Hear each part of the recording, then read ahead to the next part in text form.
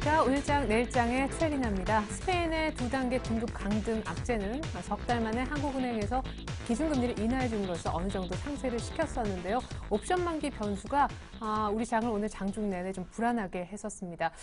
의외로 1949선까지 올라가서 옵션 만기 영향권이 그렇게 강하게 작용하지 않나 안심을 좀 했었는데요. 오히려 2시 구간 넘어서면서부터 프로그램 매물이 많이 쏟아져 나와 좀 불안해 하시는 분들도 있었을 것 같습니다. 외국인들 선물을 결국 소폭이나마 사준 것도 같은데요. 2,500억을 쉽사리 넘기지 않았던 프로그램 매물. 과연 기관의 매물을 외국인이 비차익으로 받아줬을까요? 막판에 프로그램 매물이 더 많이 늘었다고 하는데 종가가 얼마일지도 궁금합니다. 장중 변동성이 굉장히 컸던 옵션 만기일 먼저 종가부터 체크하고 돌아오겠습니다. 네, 시황센터 김혜영입니다. 10월 11일 목요일 마감 증시 살펴보겠습니다. 세계 경기에 대한 불확실성과 어닝 시즌을 맞아 기업의 실적 부진에 대한 이러한 악재들 속에 관망세, 투자 심리가 점점 위축되고 있는데요. 글로벌 증시 약세 속에서 조정 흐름을 보이며 우리 코스피 지수 역시 조정 흐름을 받을 수밖에 없었습니다. 오늘 코스피 지수는 하락으로 장을 출발했습니다. 장중 1931선까지 떨어졌는데요. 이후 외국인의 매수세에 힘입어 낙폭을 줄이는가 싶었지만 2시 들어서면서 외국인의 매도세와 프로그램 매물이 나오면서 코스피 지수는 1920선까지 하회했습니다. 오늘 코스피 지수는 0.78% 하락하면서 1933선, 막판에 1930선을 회복한 모습입니다. 이어서 수급 상황 살펴보겠습니다. 개인이 5,165억 원 정도의 매수세를 보이면서 지수 방어에 나섰고요. 기관과 외국인은 각각 2,904억 원, 외국인이 2,235억 원 정도의 동반 매도세를 보였습니다. 오늘 옵션 만기를 맞아서 프로그램 매매가 차익 중심으로 비차익과 함께 매도 확대를 했는데요. 총 270억 원 정도의 매도를 출회했습니다. 이어서 코스닥 살펴보도록 하겠습니다. 전일 코스닥 지수는 7거래일 만에 하락세를 보이면서 약세장을 펼쳤습니다. 오늘 코스닥 지수 역시 약 보합권에서 장을 출발했는데요. 이후 상승 반전에 성공하는가 싶었지만 오후에 들어서면서 다시 하락으로 돌아선 모습이었습니다. 오늘 코스닥 지수는 0.20% 장 막판에 강보합권으로 돌아섰는데요. 534선에서 거래를 마쳤습니다. 이어서 수급 상황 살펴보겠습니다. 오늘 개인 54억 원 정도의 매수세를 보여줬고요. 기관과 외국인은 막판에 들어서면서 매도 물량을 줄였습니다. 기관이 3억 원, 외국인이 2억 원 정도의 매도 물량으로 장을 마감했습니다. 이어서 환율 살펴보겠습니다. 오늘 환율 소폭의 오름세로 장을 출발했는데요. 금통위에서 기준금리를 인하했지만 그 수준은 미미했습니다. 환율의 변동폭이 작았는데요. 이후 오후에 들어서면서 이미 금리 인하 예상이 선반영됐다라는 분석이 나오며 환율은 하락 반전했습니다. 현재는 30전 내리면서 1,114원 30전에 거래를 마쳤습니다. 이어서 코스피 시가총액 상위 종목 살펴보겠습니다. 전일 3% 이상의 급락세를 보였던 삼성전자 오늘 1.58% 하락세를 보이면서 130만 원 선에서 거래 중인데요. 장중에는 120선까지 떨어진 모습을 보였습니다. 현대차 전일에는 반등에 성공했지만 오늘 다시 1.69% 하락하면서 23만 3천 원에 거래를 마쳤고요. 현대모비스와 기아차 역시 1% 이상의 하락세를 보였습니다. 토요타 리콜에도 이미 약세를 보였고요. 다음 장 살펴보겠습니다. 삼성생명이 1% 이상의 하락세, 현대중공업도 1% 이상의 하락으로 장을 마감했습니다. 한국전력이 0.95% 유일하게 강보합권에서 장을 마감한 모습입니다. 이어서 코스닥 시가총액 상위 종목 살펴보겠습니다. 셀트리온이 0.18% 약 보합권에서 장을 마감했고요. 파라다이스가 2% 이상 상승하면서 주당 450원 오르며 장을 마쳤습니다. SM이 오늘 장중 2% 이상 상승 흐름을 보이다 막판에는 0.30% 강보합권에서 장을 마감했습니다. 다음 장 살펴보겠습니다. SK브로드밴드가 0.62% 약 보합권에서 장을 마감했고요. 위메이드 오늘 하락세를 보이는가 싶었는데 막판에 0.84% 강보합권에서 장을 마감했습니다. 시즌도 2% 이상 상승하면서 75,600원에 거래를 마쳤습니다. 증권 건설주들이 인하금리 소식에 장 초반에는 강세를 보였지만 장 막판 들어 홍조세로 변했습니다.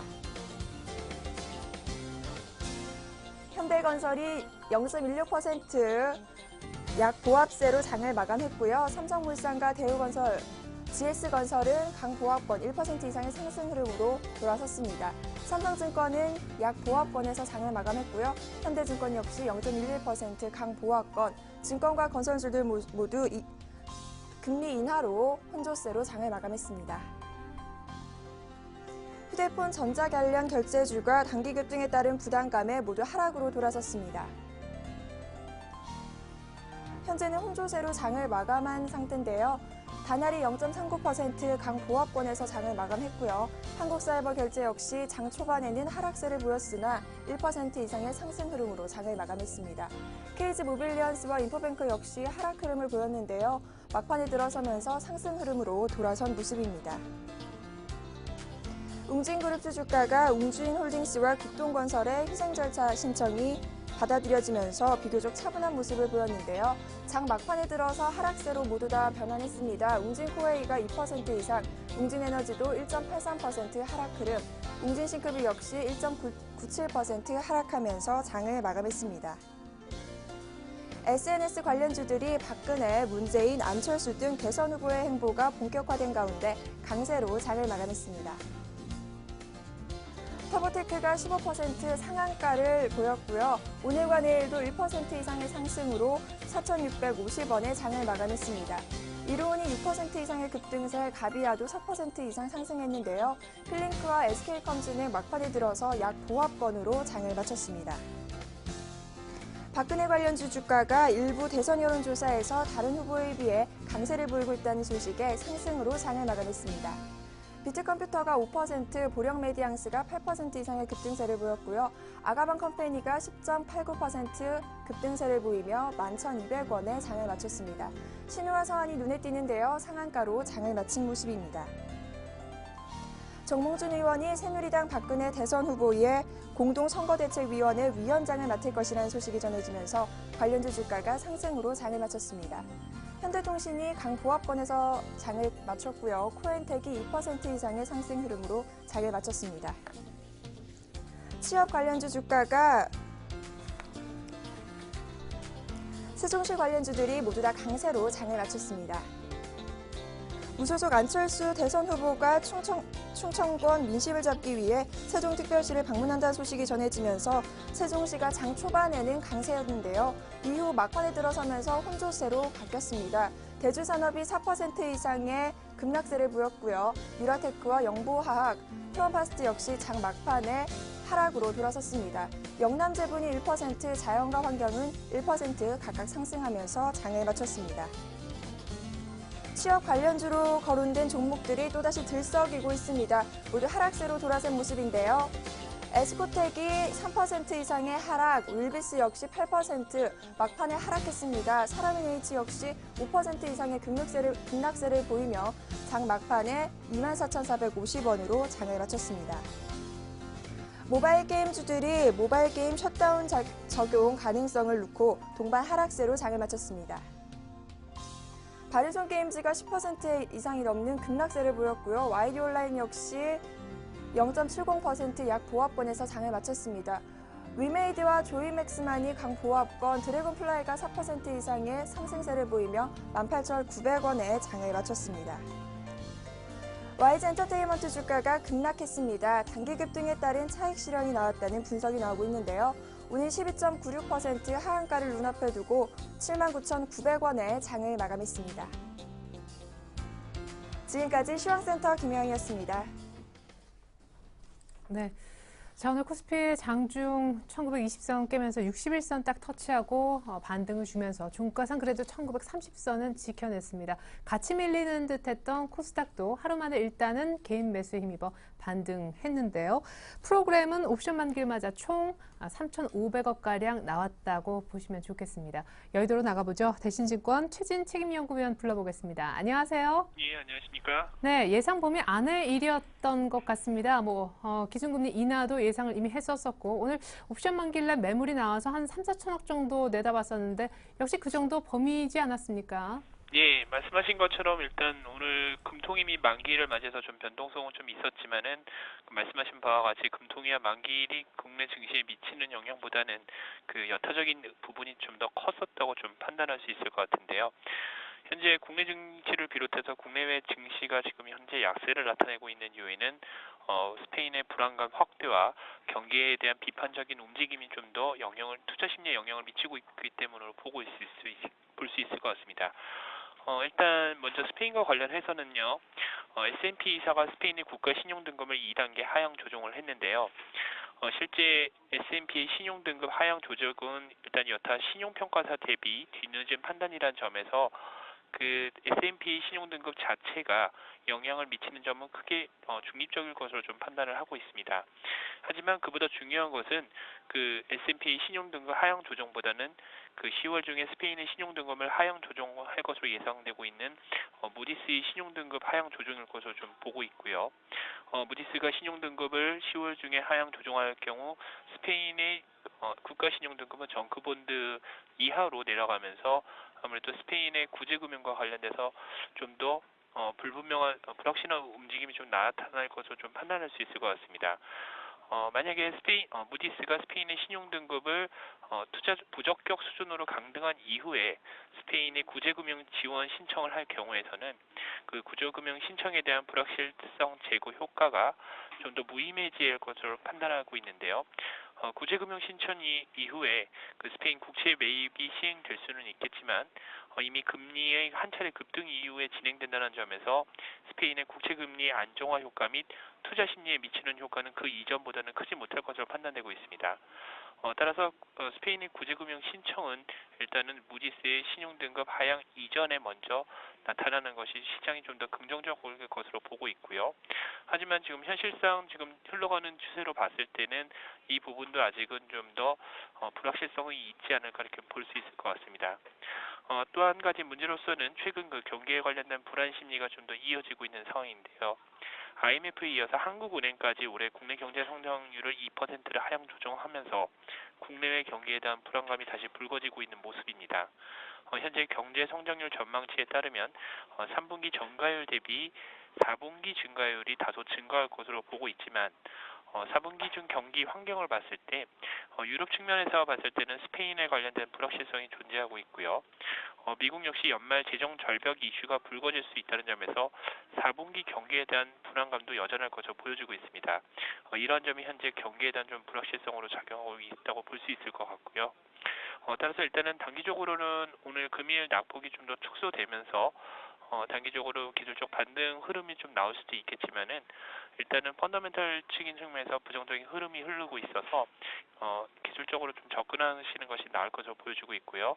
일단은 좀 더 보수적인 투자 전략을 가져가시는 것이 바람직하지 않을까 보이고 있습니다. 네, 경기 둔화 우려 그리고 무엇보다 스페인의 국채 금리가 다시 뛸 가능성이 있기 때문에 보수적으로 투자하자라고 얘기를 해주셨습니다. 일단 오늘 옵션 만기 뭐 그럭저럭은 넘긴 것 같아요. 국가 지자체 쪽 물량만 좀 많이 쏟아졌던 것 같은데 외국인들의 물량을 오히려 확 줄여주질 못해서 이 높게 쌓여있는 그 차익 잔고가 아직 많이 소진이 안 됐지 않습니까? 그대로 또 안고 다음 달 넘어가게 되는데 부메랑 걱정하시는 분들도 계시더라고요. 향후 전망 부탁드릴게요. 예, 금일 역시 예상한 수준에서 좀 나오긴 했겠지만은 일단은 외국인 선물 방향 움직임도 좋을 수 있을 것 같고요. 일단 이와 관련돼서는 단기적으로는 볼 수 있겠지만 외국인의 투자 심리와 직접적인 영향을 봤을 때는 스페인이라든지 경기와 관련된 투자 심리를 좀 더 계속 관찰하시는 것이 바람직하지 않을까 그렇게 볼 수 있을 것 같습니다. 예, 좋습니다. 일단 옵션 만기 프로그램 매물 이쪽으로 연결될 수 있는 또 주요한 주체도 외국인인데 외국인도 역시 아까 얘기하셨던 그 두 가지 변수 경기와 스페인에 따라 매매를 할 수밖에 없으니까 역시 챙겨야 될 변수는 분명해지는 것 같습니다. 전반적인 보수적 투자하라는 주문 들어봤습니다. 대신증권 최진 책임연구위원님과 함께했습니다. 분석 잘 들었습니다. 예, 감사합니다. 네, 자 계속해서 오늘 정말 문제 옵션 만기이었는데요. 수급 동향 철저하게 파헤쳐보도록 하겠습니다. 샘플러스 로즈스타 클럽 이상로 전문위원 연결해 볼게요. 안녕하세요. 예, 반갑습니다. 오늘 정말 수고 많이 하셨습니다. 네, 저도 뭐 실시간으로 봤는데 외국인들이 선물을 의외로 사는 것 같더니 결국 이렇게 끝내네요. 국가지자체는 뭐 예상했었고 수급 분석 부탁드리겠습니다. 예, 맞습니다. 오늘 상당히 변동폭 자체가 크게 나타났는데요. 뭐 일단은 종가상으로는 1933포인트를 나타내면서 0.78% 빠진 모습으로 장을 마감을 했습니다. 그리고 코스닥 같은 경우에도 534.95포인트로 장 마지막에 반등에 성공하는 모습을 나타냈는데요. 그만큼 오늘 시장의 변동폭이 상당히 컸다 그렇게 말씀을 드리겠고 프로그램 매도세도 상당히 컸습니다. 그래서 약 3,500억 가량 매도세가 좀 나타났고요. 그런 부분 자체가 오늘 코스피 같은 경우에는 개인의 매수세가 지속된 가운데 외국인과 기관의 동반 매도 속에서 장에 어느 정도의 변동폭이 상당히 크게 나타났다 말씀을 드릴 수가 있겠고요. 그래서 우리가 차트적으로 한번 보시면서 말씀을 좀 드리면요. 참 뭐 생각했는 것처럼 뭐 일단은 60일선을 이렇게 체크를 하고 난 다음에 다시금 반등에 성공하는 모습입니다.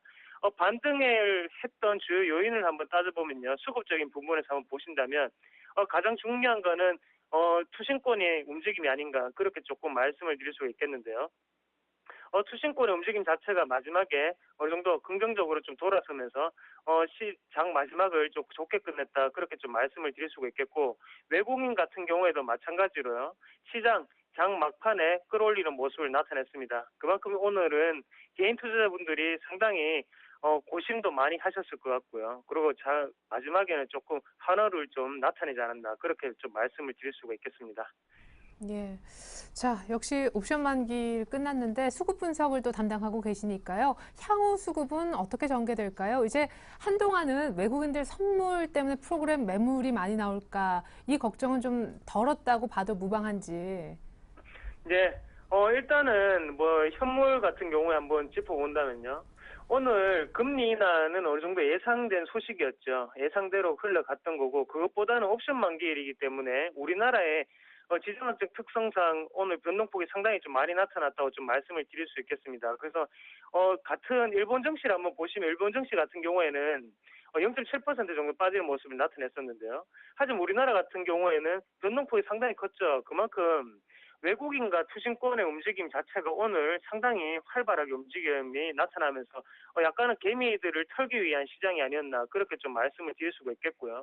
거기에 대해서 지금 투신권을 움직임을 계속적으로 좀 눈여겨보셔야 되는 게 투신권 같은 경우에는 장 시작하자마자 어느 정도 좀 매수세를 조금 유지를 했습니다. 매수세를 유지를 하다가요.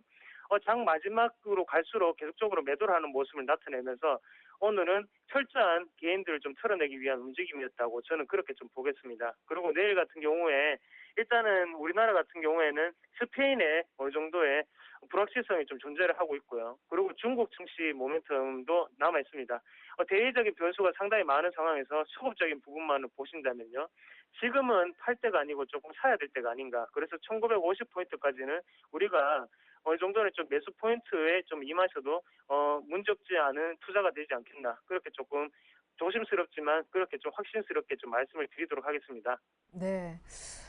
오늘장 특징주, 뭐니 해도 프로그램 매물 이런 거 얘기 나올 때 가장 많이 휘둘리는 주인공이 바로 삼성전자인데, 삼성전자가 10월 옵션 만기를 맞아, 정말 오래간만에 처음으로 장중 130만 원을 깨달았고, 종가상은 지켰다면서요. 이 밖에 특징주 추려주시죠. 예, 맞습니다. 삼성전자 같이 한번 보겠습니다. 네.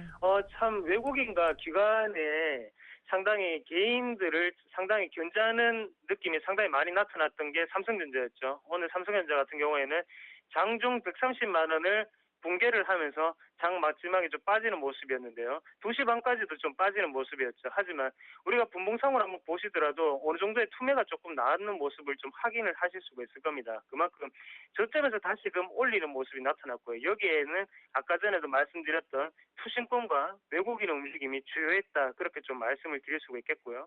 거기에 대해서 우리나라의 지수 변동폭도 상당히 크게 나타났다는 점을 꼭 유념하시자고 말씀을 드리고 과연 삼성전자가 130만 원을 깨고 다시금 밑으로 내려올 것이냐고 다시 내일부터 또 물으신다면 지금 삼성전자 같은 경우에 4분기 실적이 3분기보다 뭐 좋았던 적은 2000년 이후로 5번밖에 없었습니다.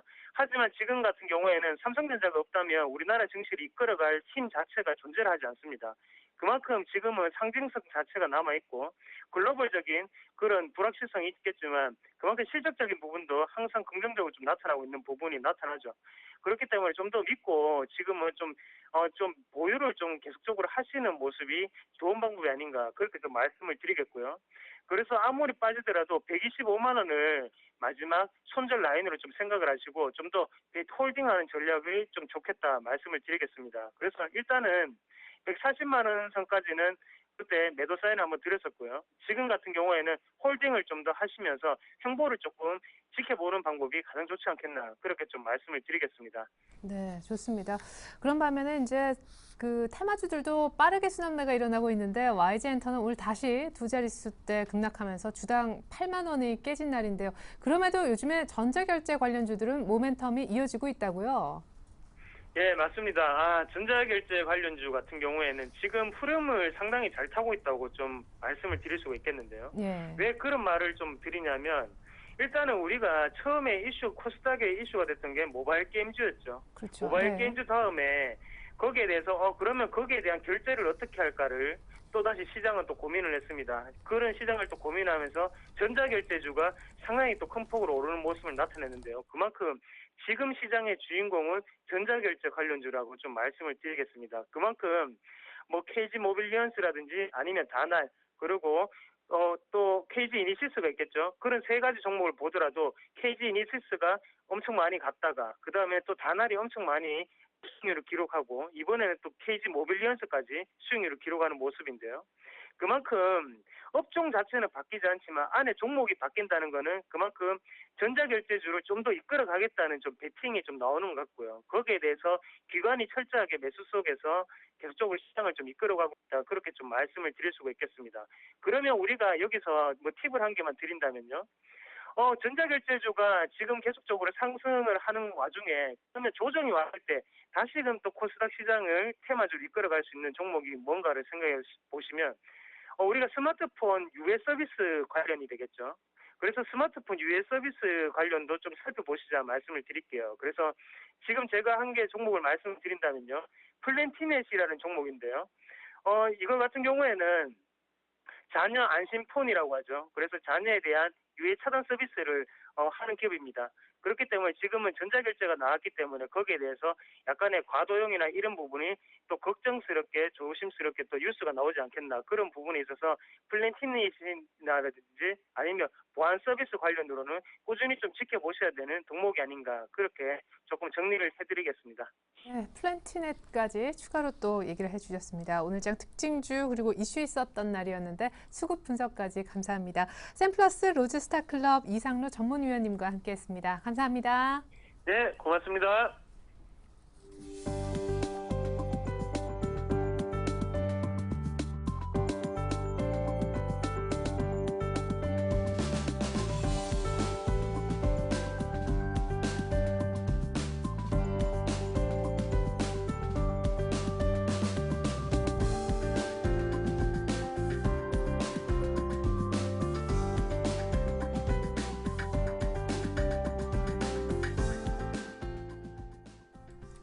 네, 한국은행에서 기준금리도 인하하고 말이죠. 옵션 만기일까지 겹치면서 오늘은 그야말로 시장이 좀 여러 차례 주목을 받았던 날이었습니다.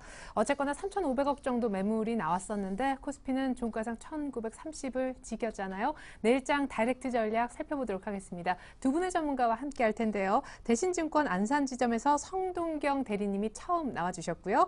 동양증권 도남지점 김주선 대리님도 함께 하겠습니다. 두 분 안녕하세요. 안녕하세요. 네. 자, 두 분의 내일장 다이렉트 전략 일단은 보고요. 오늘 옵션 만기 분석도 간략하게 확인하겠습니다. 화면 보시죠. 자, 내일장 다이렉트 전략입니다. 자, 1930선까지 빠져 있는데 주식 한번 사볼까요? 그리고 산다면 종목을 살 때 어떤 선정 기준이 필요합니까? 그리고 마지막으로 어떤 종목 살까요? 세 질문 드렸는데요. 우리 성동명 대리님은 사라, 그리고 김주선 대리님도 사라고 하셨습니다. 우리 성동경 대리님은 살 때 기준이 4분기 실적이 좋아지는 기대주 가운데 골라라라고 하셨고 유비벨록스를 준비하신 모양입니다. 김주선 대리님은 코스피 지수를 추종하는 따라가는 ETF라는 곳에 관심을 가져보자라고 하셨네요. 그래서 코덱스 레버리지 ETF를 오늘 준비하셨습니다. 상승과 연동되는 그런 수익이 나는 ETF가 되겠죠. 자, 우리 김주선 대리님의 내일장 전략 사라 이런 얘기 나눠보기 이전에 일단 오늘 옵션 만기 커다란 이벤트를 하나 거쳤으니까요. 이 부분 좀 짚어보고자 합니다. 사실 옵션 만기 이번에는 걱정을 했었어요. 지난번에도 외국인들의 물량이 안 와서 이번에는 나온다. 환차익만 생각해도 외국인들은 충분히 수익을 보기 때문에 물량이 많이 쏟아질 것이다. 결과는 어땠나요? 분석 부탁드리고 향후 전망까지. 일단은 오늘 오전에 나왔던 이제 예상대로 대부분의 예상대로 1,000억에서 2,000억 정도 출회 가능하다고 했었는데 3,500억 정도 출회가 됐지만은 어제 있었던 야간 선물을 감안했을 때 수급상으로는 굉장히 생각보다 출회가 됐음에도 불구하고 개인들 매수세하고 또 기금에서도 한 1,000억 정도 들어왔고 네. 또 금융투자 보험 쪽에서도 잡히긴 하는데 투신 쪽 매물과 또 외국인 매물에도 불구하고 저는 개인적으로는 굉장히 어느 정도는 선방한 부분이 있다고 생각이 되거든요. 네. 그 아침에도 제 고객분들한테 따로 이렇게 문자를 드린 부분이 있는데 야간 선물만 반영했을 때도 1930대까지는 충분히 조정이 나올 수 있는 지수대였거든요. 물론 장중에 그 변동성이 꽤 있었지만은 특히 좀 그 변동성에 좀 놀라신 분들도 계셨을 거예요. 금리 인하를 다수가 예상했고 어제 국채 보니까 금리 인하 쪽으로 가는 것 같긴 했거든요. 네. 기준금리보다 아래로 떨어졌기 때문에. 네. 근데 그런 부분에도 불구하고 2달 동안에 항상 예측 가능하게 움직이지 않아 주셨기 때문에 정책 기반자 분들께서 그랬지만 이번에는 금리 인하를 했고 인하되기 전까지는 괜찮았지만 인하 후에는 오히려 매물이 나오는 약발이 크게 좀 생각보다는 몇 시간 못 가는. 몇 시간 못 가는 상황이 됐었고 예측 가능성이 지금 충분히 없기 때문에 미리 했으면 좀 좋지 않았을까라는 예상들 이야기들이 많이 있지 않았습니까? 네. 그래서 그런 부분이 반영이 된 것 같고 일단은 수급적으로는 조금 그 만기일 이후에는 조금 변화의 가능성도 염두를 해둘 수 있을 것 같고요. 그 이유에 대해서는 제가 이따가 주식 살까에 대해서 조금 더 구체적으로 말씀드릴 때 3가지 정도로 말씀을 좀 드리도록 하겠습니다. 네, 향후 수급이 뭔가 바뀌지 않을까 기대가 된다라고 하셨는데 왜 얘기는 잠시 후에 들려주신다고 하셨고 오늘 일단 옵션 만기 관련한 수급으로만 봤을 때는 선전한 편이다라는 평가를 들어봤습니다. 이어서 우리 성동경 대리님은요. 네, 일단 어제 시작해서 이제 특징적이었던 게 이제 풋에서 한 10배 정도 바닥 대비 이제 시세가 나왔습니다. 네. 그래서 어제 많이 선반영된 부분이 있기 때문에 옵션 만기일은 크게 걱정 없이 무리 없이 넘어갔다.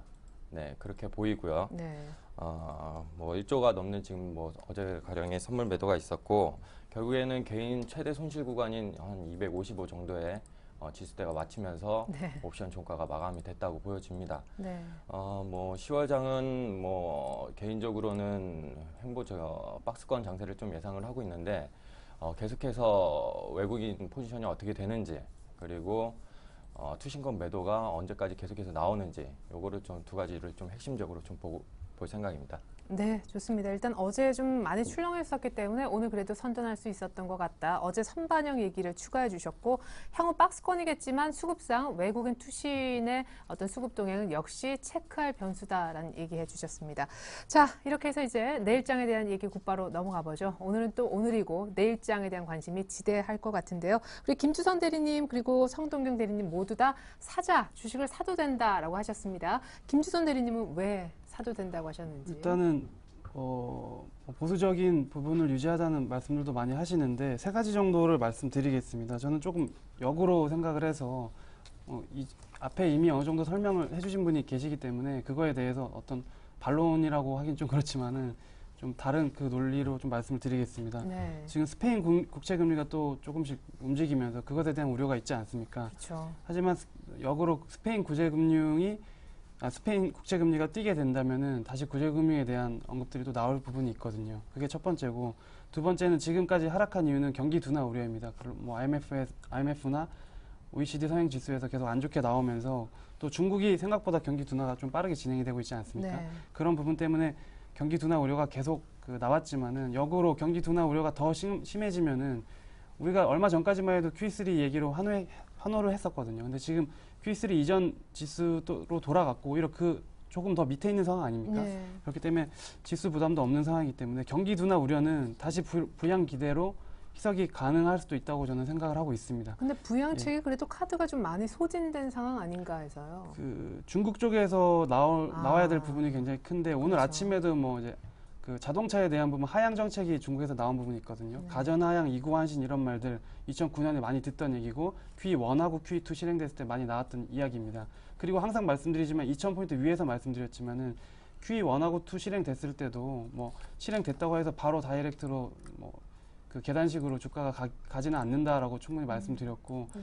그 공백 기간이 있거든요. 그 Q3 발표를 하고 실제적으로 정책이 그 움직이면서 그 PMI나 이런 제조업 지수가 돌면서 같이 가는 부분이 있기 때문에 이 정도는 그 안에서 있는 작은 변동성 구간이라고 생각을 해주시면 되실 것 같고요. 그리고 세 번째는 투자 심리 자체가 조금 무너지고 있지 않나라고 많이들 지적을 하고 있는데 투신 같은 경우 61선까지의 조정 같은 경우는 단기적으로 어느 정도 회복될 가능성이 있습니다. 왜냐하면은 2000포인트 위에서 제가 계속 말씀드렸던 부분이 그 수급이 좀 엉킬 가능성이 있다. 연기금이나 이런 쪽에서 수급이 약해질 가능성도 있고 특히 투신 쪽에서는 계속적으로 지금 뭐 펀드 환매 17일 이상 계속되고 있다고 듣고 있는데 네. 2000포인트 위에서는 그렇게 활발하게 일어났던 펀드 환매가 1900포인트로 갈수록 당연히 더뎌질 수밖에 없습니다. 그래서 이 부분이 어느 정도 다시 단기 반등을 이끌어줄 수 있는 요인이라고 생각하고 있기 때문에 저는 일단 1960선 정도, 아니 1960이 아니라 61선인 1920포인트에서 30포인트 정도에서는 1차적으로 지수를 베팅할 수 있다고 저는 생각을 하고 있고 다만 제가 오늘 종목을 안 들고 온 이유는 일부 업황들이 상당히 안 좋게 진행되는 업황이 많이 있습니다. 그래서 증시 주변에 자금이 아예 떠나지는 않겠지만은 업황 간에 굉장히 큰 폭의 지금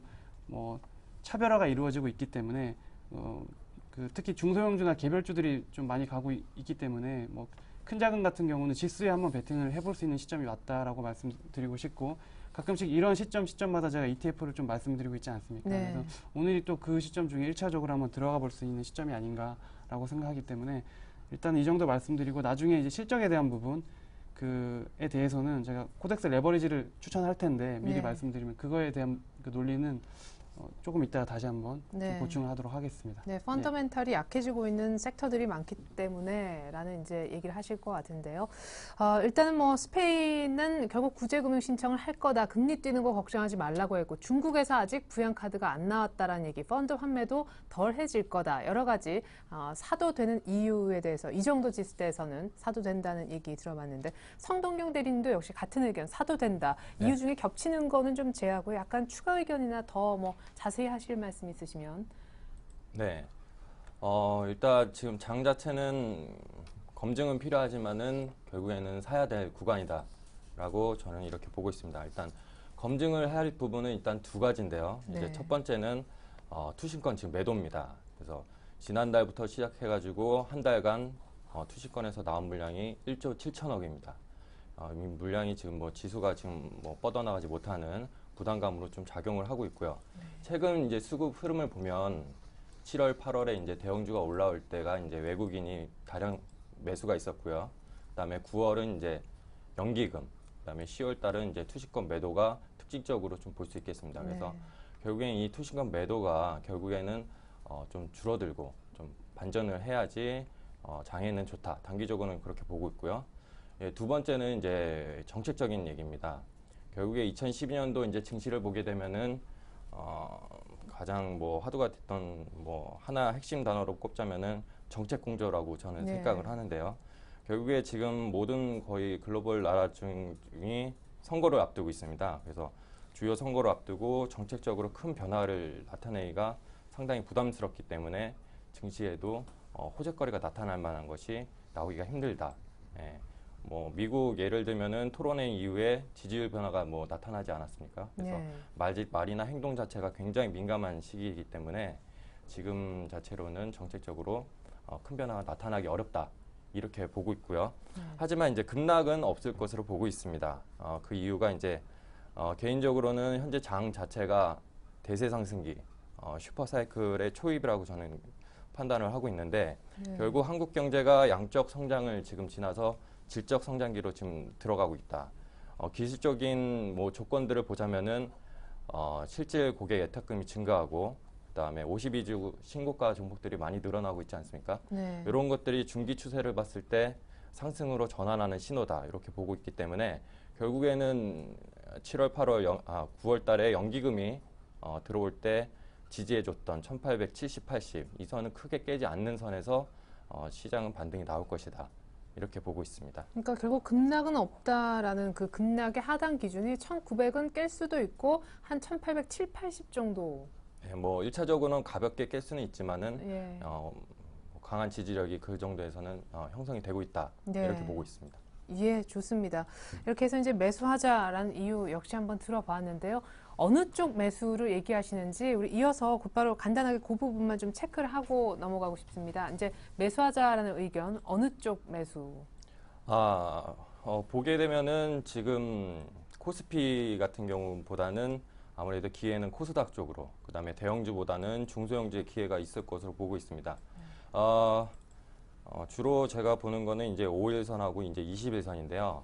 5일선하고 21을 하향 이탈했을 경우에는 크게 종목을 만약 좋은 종목을 사더라도 크게 탄력을 못 받는 경우가 많습니다.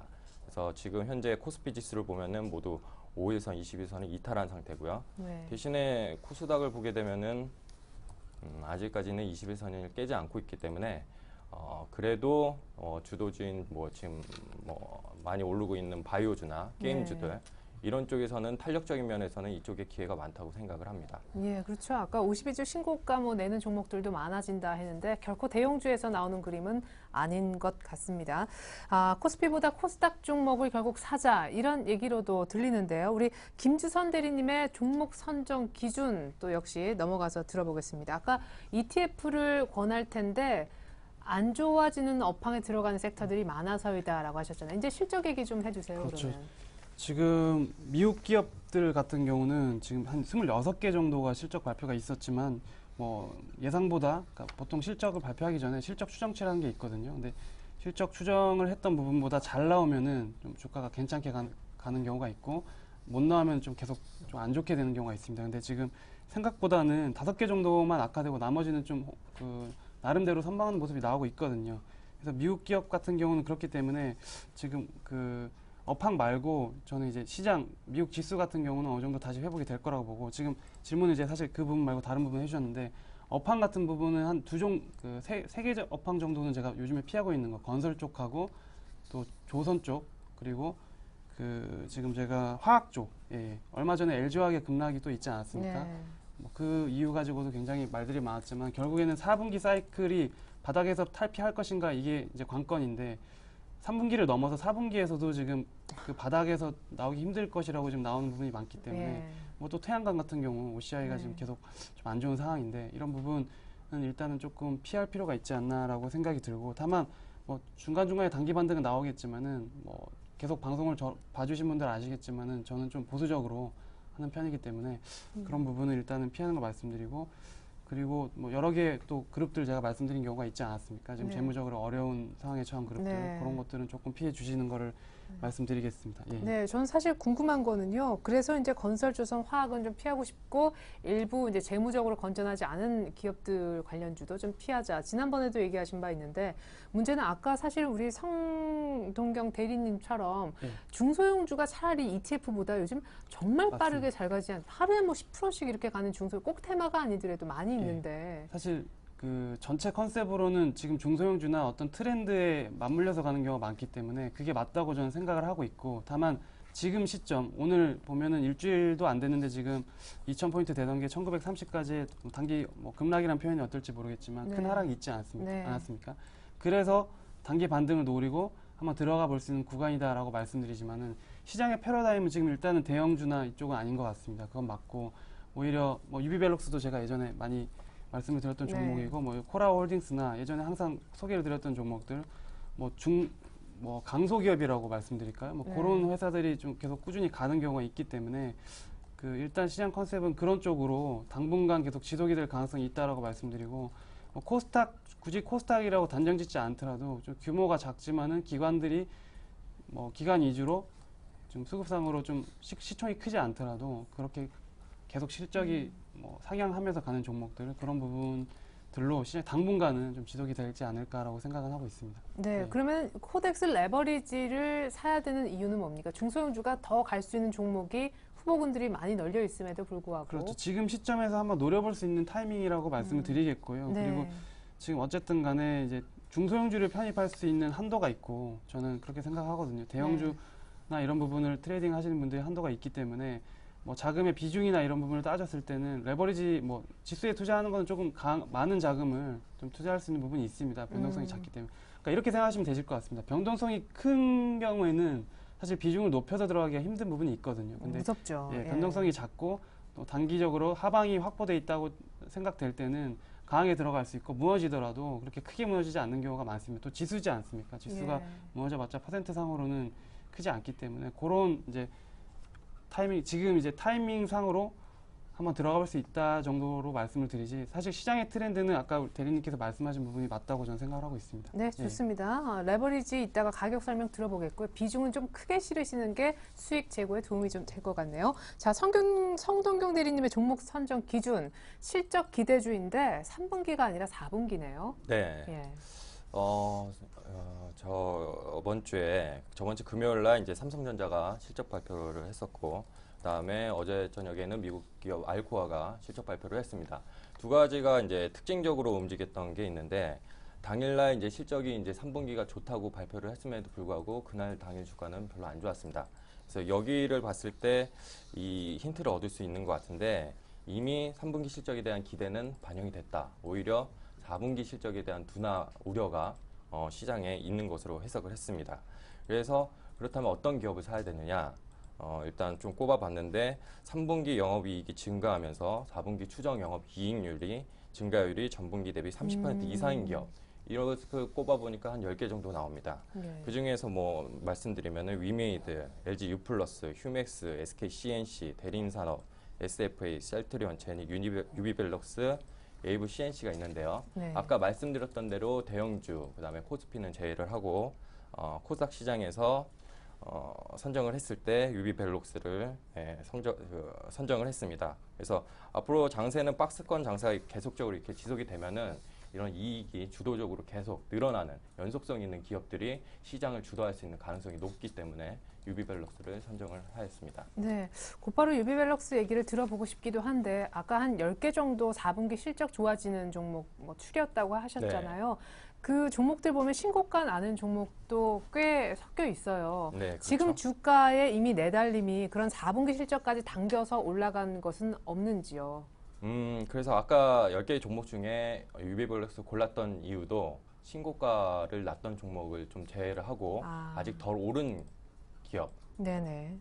그것도 조건에 포함을 시켰기 때문에 유비벨록스가 선택이 됐습니다. 네, 10개 중에 전문가가 하나를 골랐는데 그것도 4분기 실적 기준으로요. 유비벨록스였습니다. 자, 그러면은요. 곧바로 유비벨록스 가격과 이제 신고가까지 기대를 하시는지 목표가까지 들어보고 싶네요. 네, 일단은 유비벨록스 같은 경우에 주력 사업이 이제 두 가지인데 스마트 카드하고 스마트 카에 관한 것입니다. 그래서 결국에 유비벨록스를 지금 두 가지로 말을 하자면 이익이 점차 좋아지는 기업, 그리고 새로운 성장 동력이 확인된 기업이라고 할 수 있겠습니다. 이익이 좋아진다는 것은 이제 스마트 카드 쪽인데 이쪽이 최근에 메가박스 신세계의 그 장비가 설치가 완료가 되면서 이익이 점차 늘어나고 있고요. 네. 스마트카 이쪽은 성장 동력으로 현금 캐시카우 이쪽 역할을 좀 담당을 하고 있습니다. 그래서 현재 시장의 80%를 코나아이라는 회사와 함께 점유를 하고 있는 회사고요. 2012년 예상 매출액이 1,120억, 영업이익이 165억으로 영업이익률이 21%, 그 다음에 영업이익은 전년 대비해서 40% 정도 증가할 예정입니다. 일단 수급을 보면은 제가 제일 좋게 보는 것이 일단 기간 수급인데요. 네. 지금 봤을 때 크게 늘려봤을 때 주가가 크게 간 것이 없고 박스권으로 형성된 것을 볼 수가 있습니다. 네. 그렇지만은 지금 위에 보시는 게 이제 기간 수급인데요. 기간 수급은 전체적으로 좀 늘었다는 걸 볼 수 있습니다. 2011년도 여름 7월을 기점으로 해가지고 계속해서 기간 수급이 늘어났거든요. 결국 수급은 늘어나는데 주가는 가지 않았다. 그러면 언젠가는 간다는 얘기로 좀 해석을 할 수 있겠습니다. 네. 예. 자, 그러면 오늘 28,950원 역시 이제 박스권 중간 정도의 모습인데 얼마까지 기대하시는지 그리고 내일 시초가에 곧바로 공략해봐도 좋을지요. 네, 일단 시초가 오늘 뭐 윗꼬리 달면서 끝났기 때문에 시초가로 뭐 크게 오르거나 빠지지 않는 이상에 뭐 네. 접근을 해봐도 무리가 없을 것 같고요. 그리고 뭐 목표가는 제가 32,500원으로 해가지고 뭐 10% 안팎으로 했는데 사실 영업이익이 지금 제가 봤을 때 2013년도 EPS가 한 4,000원 돈 나옵니다. 그래서 제가 내는 기준으로 목표 주가를 잡으면은 이 전고점 3만 원대는 넘어서 예, 사실 5만 원도 갈 수 있는 종목이다 이렇게 보고 있습니다. 네, 좋습니다. 유비벨록스 신성장 동력과 이익 모멘텀을 모두 갖췄다라는 이유로 내일장 사도되는 종목 설명을 들어봤습니다. 자, 김주선 대리님 아까 계속 코덱스 레버리지 얘기하셨으니까요. 얼마까지 보는지 가격 설명만 예, 좀 뭐 빠르게. 이유는 뭐 충분히 설명드렸고요. 가격 같은 경우는 오늘 종가도 충분히 괜찮다고 보고 있기 때문에 뭐 내일 조금 올라서 시작할 가능성도 있다고 보거든요. 그렇죠. 그래도 12,000원 이하에서는 뭐 잡아보셔도 괜찮다고 보고 있고요. 매도가 말씀드리면 12,600원 정도 일단 한 1970에서 80포인트경 가면은 그 정도 가격에 도달하게 됩니다. 그래서 그 정도를 노리시고 선절가 같은 경우는 11,400원 예전에 이제 급락이 있었던 한 1900대가 살짝 깨졌을 때 가격대 정도에서는 뭐 선절가로 일단 형성을 말씀을 좀 드리겠습니다. 네, 예. 코스피가 엊그제 가격까지 회복하기를 기다리고 계시는 것 같아요. 레버리지 설명 들어봤고요. 지난 종목 AS 듣겠습니다. 우리 김주선 대리님만 지난주가 있잖아요. 예, 예, 뭐, 멜파스. 예, 제가 멜파스를 말씀드렸었는데 가격대는 뭐 지금 그때 가격대랑 비슷한 것 같고요. 조금 빠지다가 다시 올라온 부분이 있는데 뭐 실적 지금 3분기 굉장히 사상 최대 될 것 같고 4분기는 3분기를 능가할 가능성이 있습니다. 그래서 저는 이게 뭐 추세적으로 다시 올라갈 가능성이 있다고 충분히 보기 때문에 아까 말한 강소기업 중에 하나라고 좀 확신을 하고 있습니다. 그래서 추가적으로도 계속 뭐 관찰을 해보시면은 좀 좋은 결과가 있지 않을까 말씀드리겠습니다. 네, 소폭 마이너스권이지만 26,000원까지 홀딩 해보시면 좋을 것 같습니다. 지난 종목 AS까지 들어봤고요. 내일장 다이렉트 전략 다시 한번 종합해서 보여드립니다.